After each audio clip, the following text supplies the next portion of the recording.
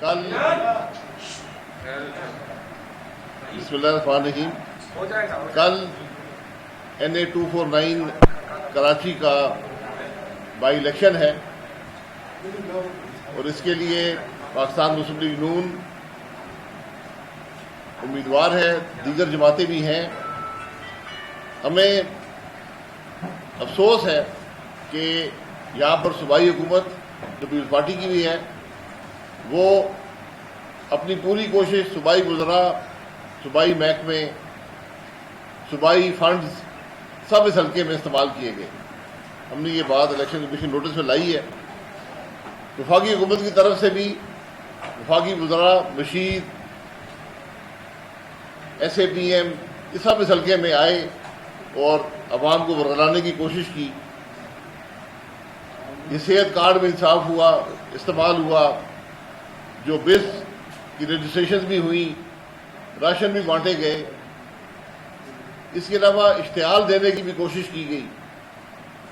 خاص طور پر Peoples party کی طرف سے ایک ٹرک رکھا ہوا تھا جو ہر جماعت کے جلسے میں جا کر اور اونچی آواز میں اس کو ڈسٹرب کرنے کی کوشش کرتا تھا۔ بہرحال ہم نے اس اشتعال کی پرواہ نہیں کی۔ اب دوسری جو بات نظر آ رہی ہے کہ پولنگ اسٹیشنز پر سٹاف جو کہ محکمہ تعلیم کے لوگ اکثر ہوتے ہیں ان کو رد و بدل کیا جا رہا ہے اور مخصوص لوگوں کو مخصوص پولنگ اسٹیشنز پر تعینات کرنے کی کوشش کی جا رہی ہے۔ ہم اس کے بارے میں الیکشن کمیشن کو آگاہ کرتے بھی رہے ہیں، اور بھی کر دیں گے، اور اگر موقع پر بھی شکایات آئیں تو کل ہم الیکشن کمیشن کو اس سے آگاہ کریں گے۔ ایک اور اہم بات جو ہے، کیونکہ یہ بائی الیکشن ہے، دو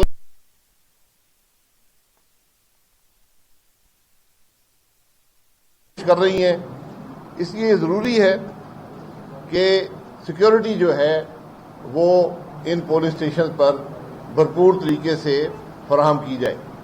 یہ جنرل الیکشن نہیں ہے، وسائل بے پناہ موجود ہیں شہر کے اندر، اور اس کے اگر کوئی کمی ہے اس کو پورا کیا جائے، اور یہ دونوں وفاقی اور صوبائی حکومت کی ذمہ داری ہے کہ ان پولنگ اسٹیشنز پر سیکیورٹی مہیا کرے۔ ہم یہ بھی ضروری سمجھتے ہیں اور ہم نے الیکشن کمیشن کو لکھ بھی دیا ہے کہ آپ جو پولنگ ایجنٹس ہیں ان کو موبائل فون رکھنے کی اجازت دیں تاکہ وہ اگر موقع پر کوئی خرابی ہو تو اس کی نشاندہی فوری طور پر کر سکیں اور وہ خرابی رک سکے۔ یہ اختیار مقامی ریٹرننگ افسر کو بھی ہوتا ہے، الیکشن کمیشن کو بھی ہے کہ وہ اس بارے میں آگاہی کرے اور پولنگ ایجنٹس کو کم از کم اگر اپنی ذات پر نہیں لیکن پولنگ اسٹیشن کے اندر فون موجود ہوں تاکہ وہ فون کا استعمال کر کے اور کسی خرابی کی نشاندہی کر سکیں۔ ہم نے کچھ پولنگ اسٹیشنز کی لسٹ بنائی ہے، اس میں اضافہ بھی ہو سکتا ہے۔ ہم یہ آگاہ کر دیں گے الیکشن کمیشن کو، ریٹرننگ افسر کو بھی، جہاں پر ہمیں ووٹوں میں گڑبڑ ہونے کا خدشہ ہے۔ اس میں فیلکن پبلک اسکول مفتی محمود چوک، دوسرا پاکستان پبلک اسکول عثمان غنی مسجد، تیسرا گورنمنٹ بوائز اسکول نزد جمعرات بازار، چوتھا نیو اتحاد اسکول نزد محمدی مسجد، پانچواں آدم جی اسکول نزد 25 اسٹاپ، چھٹا TCF اسکول نزد عیدگاہ موڑ، ساتواں سٹیزن یہ بھی TCF اسکول نزد الیاس کوچ اسٹاپ، نواں دل ایلیمنٹری اسکول نزد مبارک مسجد، اور آخری جو ہے وہ انگلش فاؤنڈیشن اسکول نزد ایوبیہ مسجد۔ یہاں پر دھاندلی کا خدشہ ہے اور یہاں پر زیادہ یہ ہم لسٹ مہیا کر دیں گے الیکشن کمیشن کو، اور یہاں پر زیادہ تعداد میں سیکیورٹی کا نظام بھی، اور یہاں پر اس بات کا اہتمام کیا جائے کہ یہاں پر دھاندلی نہ ہو سکے۔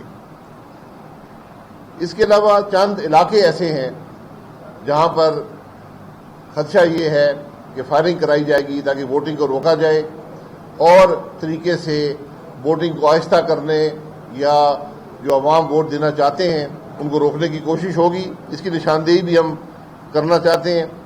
ایک مہاجر کیمپ نمبر 3 کا علاقہ ہے، رانگڑ محلہ ہے، یہ 5G چاندنی چوک کے قریب ہے، گلشن غازی، ہزارہ چوک، عبد آباد اور بسم اللہ چوک، یہ 6-7 علاقے ہیں جہاں پر زیادہ سیکورٹی کی ضرورت ہے۔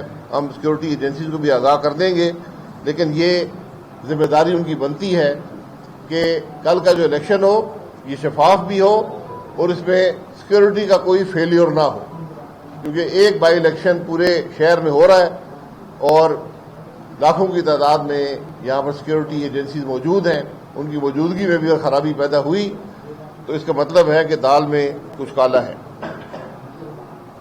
یہاں پر اس حلقے کی بدنصیبی یہ ہے کہ 13 سال میں پیپلز پارٹی نے یہاں کوئی کام نہیں کیا، لیکن جب سے الیکشن شروع ہوا ہے اربوں روپے کی سڑکیں بھی بنی ہیں، صوبائی وسائل بھی آئے ہیں، اور اس کو پاکستان مسلم لیگ نون اپنی کامیابی سمجھتی ہے کہ آج پاکستان مسلم لیگ نون کی سیاسی قوت سے خوفزدہ ہو کر جو صوبائی حکومت ہے وہ آج وسائل اس حلقے کے جو حق تھا ان کو دینے کی کوشش میں ہے، لیکن ہمیں پورا یقین ہے کہ کل کے بعد یہ وسائل بند ہو جائیں گے اور تمام کام بھی بند ہو جائیں گے۔ یہ بدنصیبی ہے۔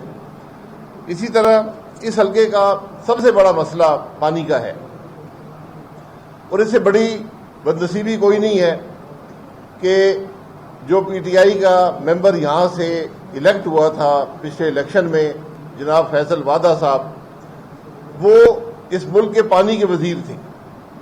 اگر وہ اپنے حلقے میں 3 سال میں پانی کا بندوبست نہیں کر سکے تو وہ ملک کے معاملات پانی کے کیا چلائیں گے؟ یہ آج آپ بھی اس حلقے میں جائیں، میں خود حیران ہو گیا کہ اتنے بڑے علاقے میں جہاں لاکھوں کی آبادی ہو اور لوگ، عام آدمی جس کی آمدن 20 سے 30 ہزار ہے، وہ مہینے کا 6,000 اوسطاً خرچ کر رہا ہے صرف پانی کے لیے۔ یہاں بڑے بڑے گھروں میں یہ خرچہ نہیں آتا، لیکن وہاں پر یہ مافیا کا قبضہ ہے۔ ہمارا سوال یہ ہے کہ اگر پانی لوگوں کو مل رہا ہے پیسے دے کر، تو اس کا مطلب یہ ہے کہ پانی تو موجود ہے، صرف اس پر قبضہ کسی اور کا ہے۔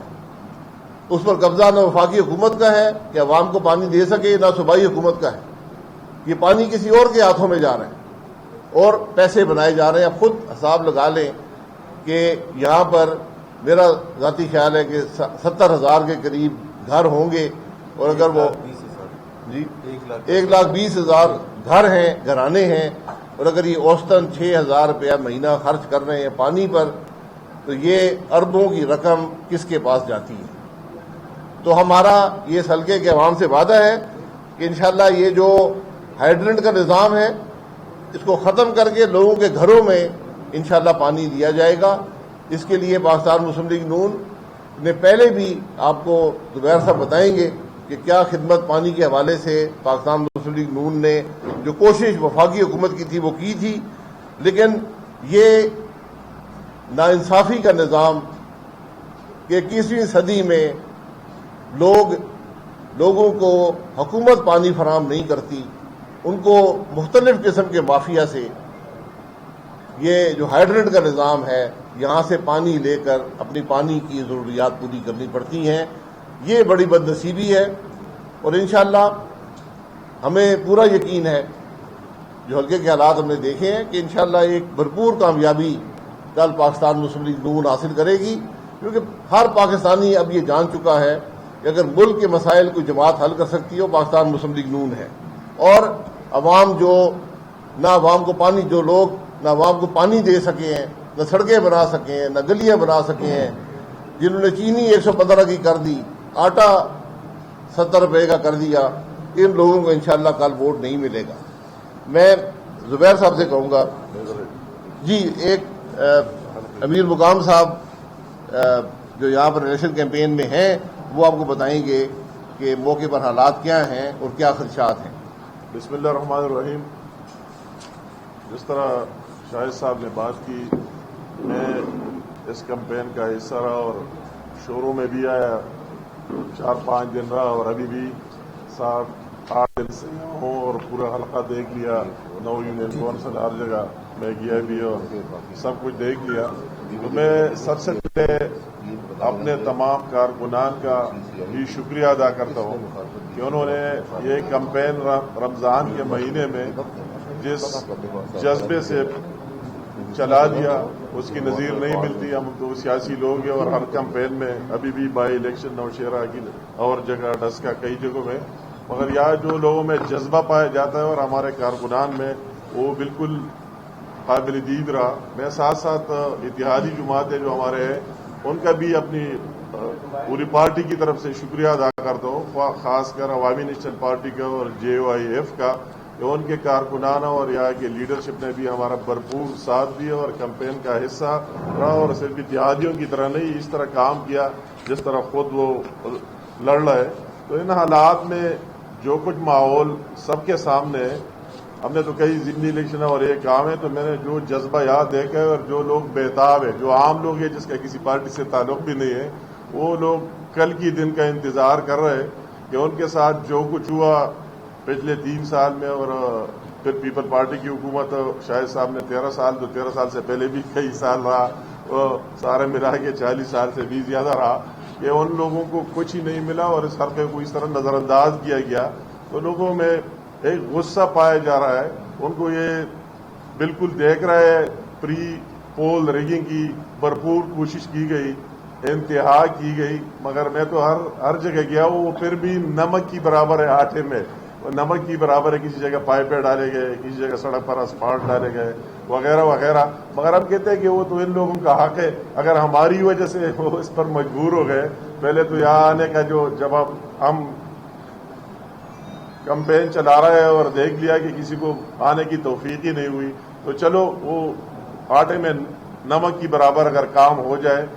مگر میں کہتا ہوں کہ لوگوں نے فیصلہ کر دیا ہے، عوام نے فیصلہ کر دیا ہے کہ وہ پی ملن کے ساتھ ہے، ہمارے امیدوار مفتاح اسماعیل کے ساتھ ہے، اور انشاءاللہ تعالی میں کہتا ہوں کہ جیتے گا اور بہت بڑی لیڈ سے جیتے گا. یہ اس طرح بات ہم نہیں کرتے کہ جو ہمیں یقین نہ ہوتا تو ہم نہ کہتے. ہم نے لوگوں کے جذبے سے میں کہہ رہا ہوں، میں خود بھی ورکر بندہ ہوں، اور لوگوں کا وہی جذبہ اور ولولہ دیکھ کر اس کو بیس بنا کر میں یہ کہہ رہا ہوں کہ انشاءاللہ تعالی جیت ہوگی اور بہت زبردست. مگر میں ساتھ ایک بات ایڈ کرنا چاہتا ہوں کہ اگر اس طرح کوشش کی گئی جس طرح ڈسکا میں کیا گیا، میں کہتا ہوں کہ اس کے نتائج ڈسکا سے بھی زیادہ ڈینجرس ہوں گے، زیادہ خطرناک ہوں گے.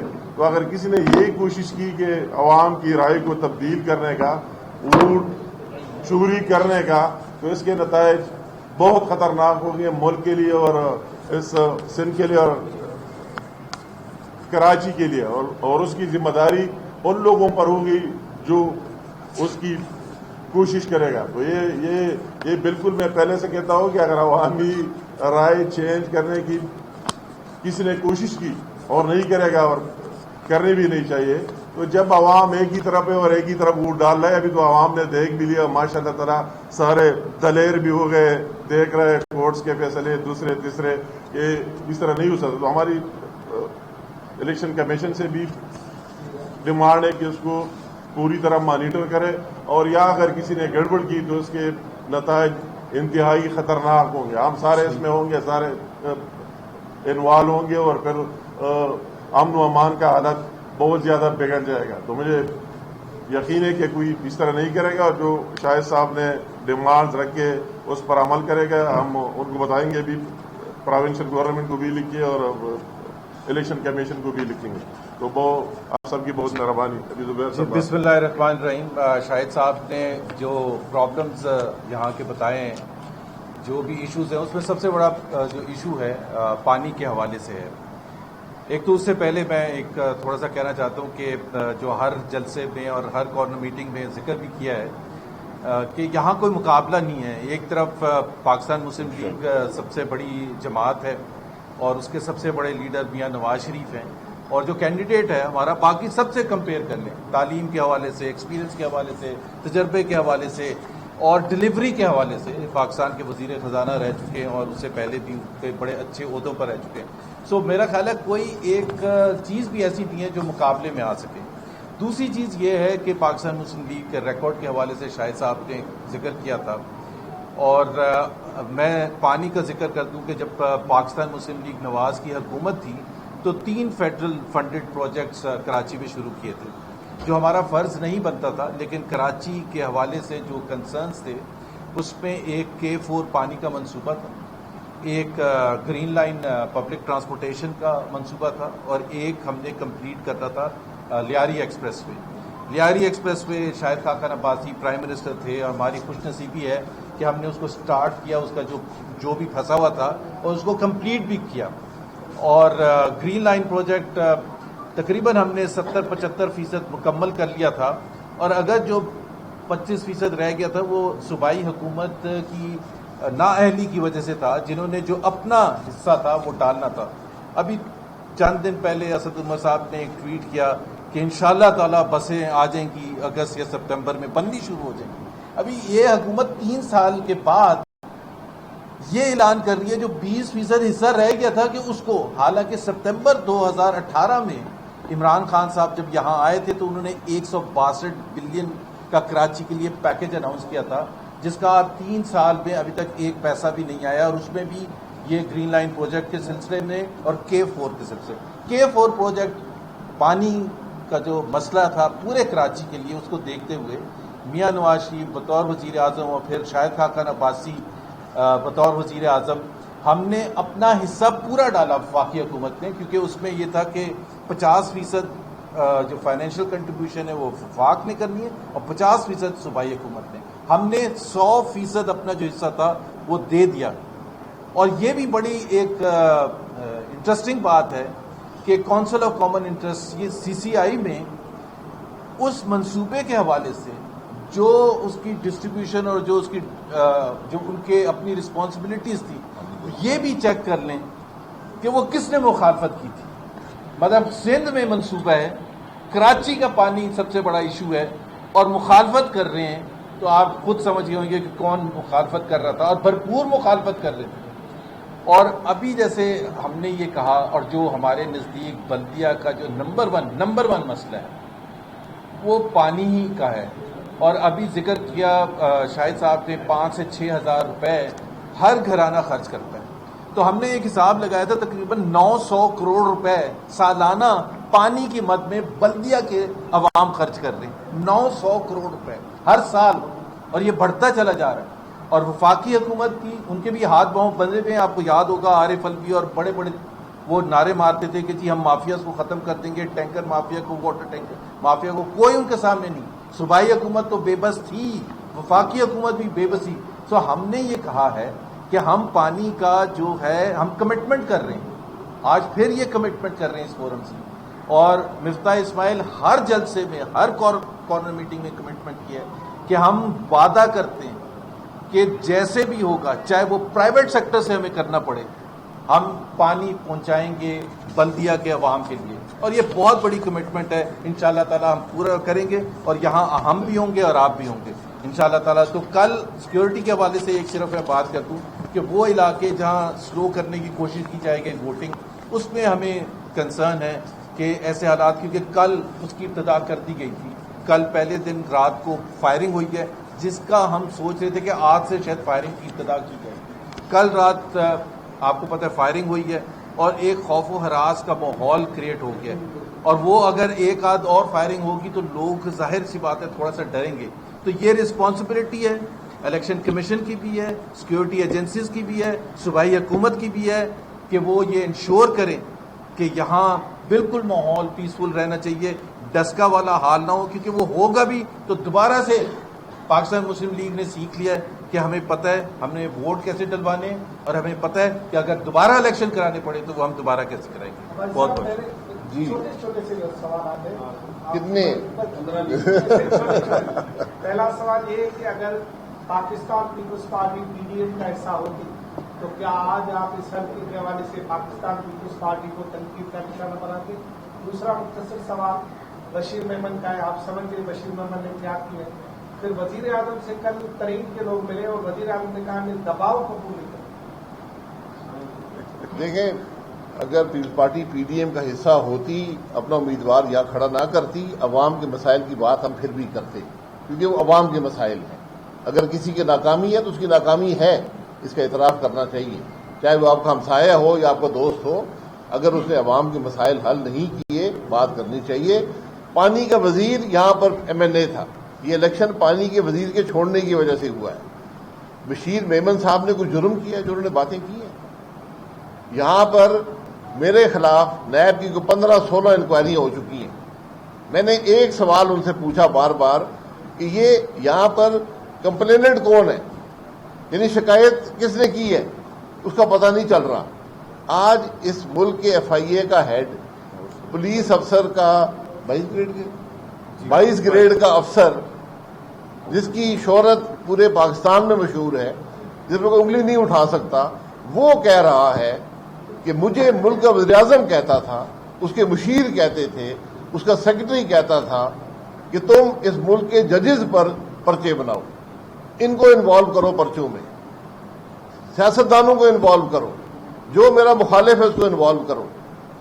یہ کوئی عام آدمی نہیں کہہ رہا، یہ ایک پولیس کا اعلیٰ ترین افسر کہہ رہا ہے، اور اس کو ہدایت دینے والا اس ملک کا وزیر اعظم ہے۔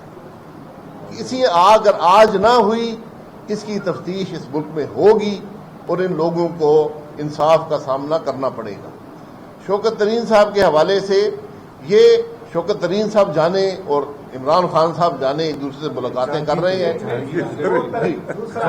جہانگیر ترین، شوکت ترین صاحب ہمارے دوست ہیں۔ میں یہ بھی گزارش کروں گا کہ شوکت ترین صاحب خود، وہ بیچارے خود نیب کے کیسوں میں ان کو ملوث کیا گیا، تو آج ملک کا وزیر خزانہ بھی نیب بھگت رہا ہے۔ تو جہانگیر ترین صاحب اور عمران خان صاحب ایک ہی جماعت سے ان کا تعلق ہے، آپس میں ناراضگی ہوگی، ہمیں اس کا علم نہیں ہے، ان کی شکایات ہیں، ان پر مقدمے بنائے گئے، ان پر بھی مقدمے بنائے گئے، اور اب یہ بالکل واضح ہو چکا ہے کہ ان پر بھی مقدمے عمران خان نہیں بنوائے ہیں، کسی اور نے نہیں بنوائے۔ لیکن آج یہ مکافات عمل ہے کہ عمران خان کی حکومت بھی اور پنجاب کی حکومت بھی جہانگیر ترین کی مرہون منت ہے۔ صاحب یہ بتا دیجیے گا، آپ لوگ کہتے ہیں کہ روزانہ حالات خراب ہوتے جا رہے ہیں، اور یہ بھی کہہ رہے ہیں کہ بہت سارے لوگوں پہ مقدمے بنائے جا رہے ہیں، تو نواز شریف صاحب کب واپس وطن آئیں گے، کب آگے جو ہے وہ سیاسی کمان ملک کی سنبھالیں گے، اور کب اس سسٹم کے خلاف جو ہے وہ جدوجہد کریں گے، پاکستان آ کے اپنے ملک آ کے، اور کب مقدمات کا سامنا وہ اپنے ملک میں رہتے ہوئے کریں گے؟ نواز شریف صاحب کو اس ملک کی مقتدر اداروں نے حکومت سے نکالا، حکومت توڑی، پھر سیاست سے نکالا، پھر ایک جج کو بلیک میل کر کے جیل بھیجا۔ وہ ملک سے باہر تھے، وہاں سے اپنی بیٹی کے ساتھ آئے اور جیل چلے گئے۔ آج بھی سیاست اپنا حصہ لے رہے ہیں، علاج کی غرض سے گئی ہیں، جب علاج ممکن پورا ہو جائے گا واپس آ جائیں گے۔ نواز شریف صاحب اس ملک کے سب سے پرانے، سب سے تجربہ کار سیاستدان ہیں، اور جو انہوں نے آج تک بات کی ہے، حق کی بات کی ہے۔ ایک پیسے کا الزام نہ مشرف ثابت کر سکا، نہ یہ حکومت ثابت کر سکی ہے۔ الزام لگانے کے قابل نہیں رہے، بالآخر جج کو بلیک میل کر کے ان کو سزا دی گئی، اور بدقسمتی ہے کہ جج کو نوکری سے نکالا گیا، وہ فوت ہو گیا، لیکن نواز شریف صاحب کی جو سزا ہے وہ آج بھی برقرار ہے۔ ایک سیکنڈ پہلے یہ بات چل رہا ہے، یعنی آپ نے کہا کہ علاقے میں صاحب نے کہا کہ کل بھی فائرنگ کی گئی اور کل بھی متوقع فائرنگ ہے، تو یہ فائرنگ کرنے والے کون ہیں؟ اور آپ مطلب جو سیکورٹی کے خدشات ظاہر کر رہے ہیں، تو کیا اس چیز سے آپ وہ کریں گے کہ فوج وہاں پر ڈپلوائے کی جائے؟ نہیں، فوج کے ڈپلوائے میں ڈیمانڈ نہیں کر سکتا ہوں۔ سب سے پہلی یہ بات ہے کہ پولیس اسٹیشن کے اندر فائرنگ نہیں ہوتی، پولیس اسٹیشن کے باہر ہوتی ہے۔ پولیس اسٹیشن کے اندر کوئی بھی مسلح آدمی، چاہے پولیس کا ہو، رینجر کا ہو، اور اگر فوج تعینات کی جائے، ان کا کوئی رائٹ نہیں ہے پولیس اسٹیشن کے اندر ہونا۔ باہر سے سیکورٹی پرووائڈ کریں۔ پچھلے الیکشن کی سب سے بڑی خرابی یہ تھی کہ جس ڈبے میں ووٹ ڈالا جاتا تھا اس کے ساتھ ایک مسلح سپاہی کھڑا تھا۔ تو یہ خرابیاں باہر، الحمدللہ پوری کراچی کی پولیس موجود ہے، کل صرف ایک الیکشن ہو رہا ہے۔ باہر امن و امان رکھیں، شاید صاحب یہ بتائیے گا پیپلز پارٹی کہتی ہے کہ وہ پی ڈی ایم کی بانی جماعت ہے اور ایک نعرہ صاحب کا لگتا ہے کہ ایک زرداری سب کے باری، باقی آپ کی زرداری مسلم نیوز پر کافی بھاری ہے کہ وہ پی ڈی ایم کے خیرات میں گر گئے. میرے بھائی پی ڈی ایم ایک تحریک ہے، ایک بیانیہ ہے، جس نے شامل ہونا ہے شامل ہو جائے، نہیں شامل ہونا نہ شامل ہو. اتحاد جو ہوتے ہیں یہ اعتماد پہ ہوتے ہیں. بانی صرف پاکستان کے تھے، اس کے بعد کوئی بانی مجھے نظر نہیں آتا. تو بانی ایک بیانیے کے بانی نہیں کوئی بھی ہوتا، تحریک کا بانی کوئی نہیں ہوتا. وہ ایک کوشچن آپ یہ بتا دیں کہ سیاسی جماعتیں، تمام سیاسی جماعتیں جس میں حکومت کی پی ایم ایل این کی، پیپلز پارٹی کی، تمام صوبائی حکومت ہے، اور تمام سول ادارے کیا ناکام ہو گئے کہ کووڈ جیسی صورتحال کو کنٹرول کرنے کے لیے فوج کو بلانا پڑ رہا ہے، جبکہ سرحدوں کی صورتحال کے آپ کے سامنے ہے. میرے بھائی ہم نے کووڈ کو سرحدوں سے جوڑ دی ہے. دیکھیے ہمارے پہلی ویو آئی تو ہمارے وزیر اعظم نے کہا کہ بالکل فکر نہ کریے فلو ہے. میں ریکارڈ کی بات کر رہا ہوں، ہمارے وزیر اعظم نے کہا ہے پہلی ویو پہ انہوں نے کہا بالکل فکر نہ کریں فلو ہے. دوسری پہ انہوں نے کہا جی اب لاک ڈاؤن کرنا پڑے گا ورنہ مشکل حالات ہیں. اور تیسری ویو جب اب آئی ہے تو انہوں نے فوج کو تعینات کیا ہے کہ عوام کو ماسک پہنائیں. اس پچھلے 10 دن میں 6 تقریریں ہمارا وزیر اعظم کر چکا ہے. ابھی بھی 10 منٹ پہلے تقریر ختم کی ہے. مجھے بتا دیں اس نے کووڈ کے بارے میں کوئی بات کی ہے، اس کے حل کے بارے میں بات کی ہے؟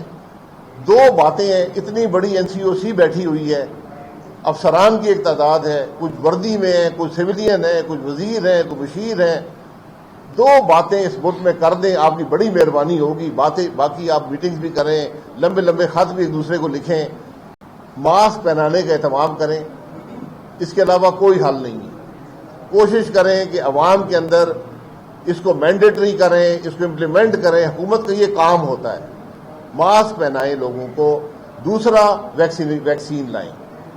یہ دنیا کا واحد ملک ہے پاکستان جس کو آج تک ایک ویکسین خریدنے کی توفیق نہیں ہوئی. چین نے اپنے عوام کو محروم کر کے 20 لاکھ ٹیکے ہمیں دیے. یورپ نے ہمیں ٹیکے دیے. 50 ارب روپے کا خرچہ ہے، وہ بھی ایک دن کا خرچہ نہیں ہے. 5 کروڑ ویکسین لیں، اس ملک کے عوام کو لگائیں. ورنہ جو ہندوستان کی حالت بھی آپ نے دیکھ لی، وہاں کے اپنے حالات ہوتے ہیں. ہم آج اس بات پہ صرف خوش ہیں کہ ہندوستان کی حالت ہم سے بدتر ہے. ہندوستان ابھی بھی 10% کے قریب لوگوں کو ویکسینیٹ کر چکا ہے. ہم 1% سے بھی کم لوگوں کو کیا ہے. اس شرح پر جس پر این سی او سی کام کرتی رہی تو 23 سال لگیں گے پاکستان کے عوام کو ویکسینیٹ کرنے کے لیے. خدا کے لیے یہ سیاست مت کھیلیں، عوام سے جھوٹ مت بولیں. جی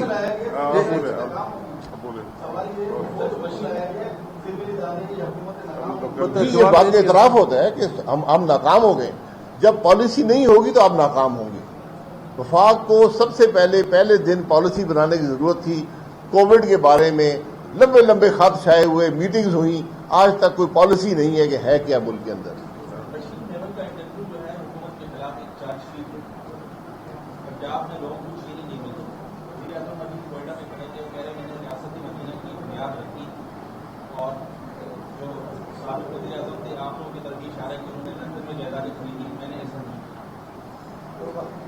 انہوں نے بنیاد کہاں پر رکھی ہے؟ کوئی تختی لگائی ہے؟ وہ ذرا بازار میں جا کے دیکھیں، یہ ریاست مدینہ میں یہ کام ہوتے ہیں. ہر وزیر آج چور ہے، ان کے ارد گرد سارے چور بیٹھے ہوئے ہیں. میرا ایک سوال ہے، یہ جو سینیٹر بلوچستان سے الیکٹ ہوا ہے جسے 70 کروڑ دیے، یہ پیسہ کس نے لیا ہے؟ اس آدمی کا نام ذرا بتا دیں، پیسہ لینے والا کون تھا؟ یہ جو حلقہ ہے یہاں آپ کا بہت بڑا ووٹ بینک ہے. پچھلی جو ماضی میں آپ کی حکومت رہی، آپ نے سب کے لیے ووٹ سے کام کیے. امیر وقار صاحب نے کہا کہ پاکستان پیپلز پارٹی نے 40 سال حکومت کی. وہ 40 سال تک حفاظت کتنے کون سے تھے بتائیں؟ میں بتا دیتا ہوں جی. 70 سے جو وفاق کا کام ہوتا ہے صوبے کو پیسے دینا. جتنے پیسے 2013 سے 2018 تک پاکستان مسلم لیگ نون نے دیے ہیں، اس کی مثال پاکستان کی تاریخ میں نہیں ہے. पंजाब में हुकूमत थी पाकिस्तान मुस्लिम लीग नून की, पंजाब ने 2% से ज्यादा अपने हिस्से की अवार्ड के अंदर कुर्बानी देकर बाकी सूबों के मसाइल पूरे किए। तो आप सिर्फ वो रकम देख लें जो 2013 से 2018 तक पीपल्स पार्टी को सिंध में मिली है, उसको खर्च कहां पर किया गया उसको भी देख लें। मैं बुनियादी मसाइल की बात कर रहा हूं। शहरी इलाके के अंदर मुझे पाकिस्तान का कोई और शहर बता दें जहां पर ये हाइड्रेट का निज़ाम हो, जहां पर लोग 6,000 रुपये खर्च कर रहे हैं। ये बताएं कि 2018 में पाकिस्तान पीपल्स पार्टी छठे नंबर पे थी, इसकी जो है हल्के में कौन सा छड़ी थी जो पहले नंबर पे आना चाहती है, टेक्निकल पंचायती का उन्होंने करवा दिया। वो छड़ी मैंने आपको बता दी है ना। जब हुकूमत आपकी होगी और आप इस्तेमाल करने की कोशिश करेंगे, मिलना उनको कुछ नहीं है, ये भी आप देख लेंगे। ये लोग अब पहचानते हैं कि उनकी मसाइल हल कौन कर सकते हैं। आपने गिनवाने के काम में जो है पीपल्स पार्टी बाद आता तो पीडीएम छोड़ चुकी है, वो ऐलान भी कर चुके हैं, लेकिन बार बार मौलाना फजल रहमान साहब उनको रुजू कर रहे हैं कि जो आना चाहे, जो शामिल होना चाहे। तो क्या मजबूरी है इस वक्त? क्या पीपल्स पार्टी के बगैर पीडीएम अधूरी समझती है उनको? मजबूरी नहीं होती। मौलाना साहब ने कहा है कि हमारी ख्वाहिश है कि आप इस तहरीक में शामिल हों। आप भी अपोजिशन में हैं, आप भी मुल्क के हालात समझते हैं, आप भी जानते हैं कि मुल्क के हालात का हल क्या है।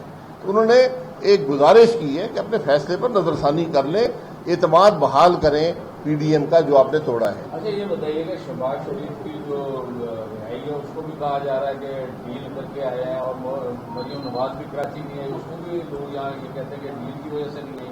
कोई ऐसी कोई है पीछे कहानी जो बोली जा रही है समझ? मैं भी कल सुबह आना था, शाम को पहुंचा, ये भी डील का हिस्सा है। आप कह रहे हैं कि सरकार ने एक भी टीका नहीं लगाया, महंगाई का टीका तो लगाया जी। आपको लगा है?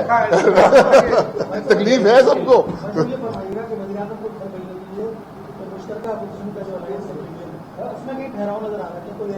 मेरे भाई, ये वज़ीर-ए-आज़म तो घर जा चुका है। सिर्फ वज़ीर-ए-आज़म के घर जाने से बात नहीं बनेगी। बात बनेगी अगर इस मुल्क में निज़ाम आइन के मुताबिक होगा। पीडीएम ये बात कर रही है, हम इक़्तिदार के झगड़े में नहीं है, हम कुर्सी की कोशिश में नहीं है। आपके एक सवाल का सिर्फ शार्ट कर, ये आपने कहा कि आप गिनवाल हैं, उन्होंने बात की, तो मैं सबसे बड़ी बात ये कहता कि जो आज कराची में अमन है और हम ये कैंपेन चला रहा है और अभी हम आपके सामने बैठे हैं, तो ये भी PMLN का कारनामा है और यहाँ मोहम्मद नवाज शरीफ का कारनामा है, इससे बड़ा कारनामा। और ये जो मोटरवे भी रह गई, अगर नवाज शरीफ साहब, शाहिद खान साहब अभी तक प्राइम मिनिस्टर होते तो आप कराची से वही है, अगर जाना होता तो मोटरवे पर जाना होता। ये छोटे छोटे बातों में जाना वो तो और बात है, मगर ये बड़ी बड़ी बात है जो कुछ दी है बड़ी दी है। बहुत अच्छा।